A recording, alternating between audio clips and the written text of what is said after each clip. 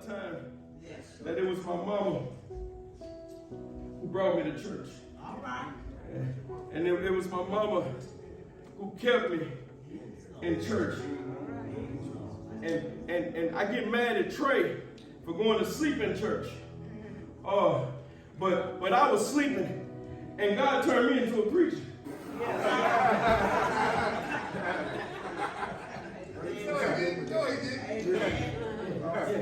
It ain't that I went to sleep, but I was still in the presence.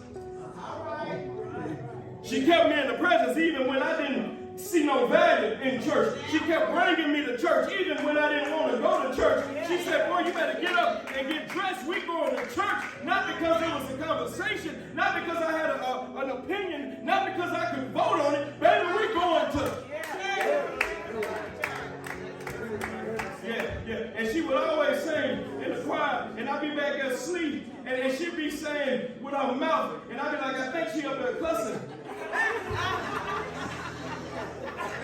She said,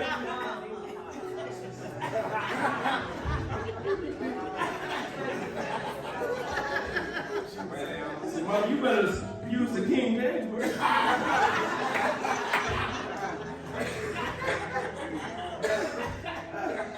But you know what, y'all?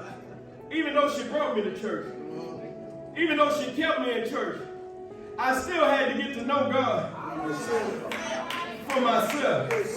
Yeah. You know why? Because you're going to get in a battle in life. And you can't fight like mom. You can't fight like dad. You can't fight like the preacher or your pastor or whoever it is that you look up to. Baby, you're going to have to get in that battle and fight like who you fight like.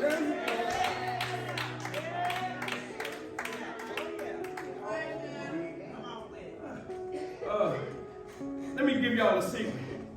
We love our families. Amen. We love our friends. And when I said family, I know some of y'all said some of them.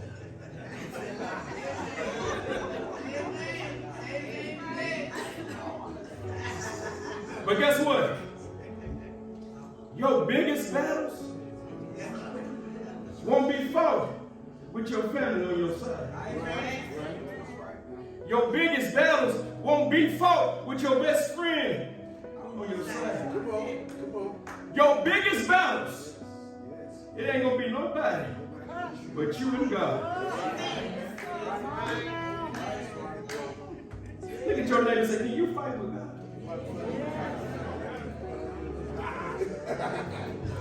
I promise you, the moment is coming. The time is coming where you're going to look to the left and ain't going to see nothing but God.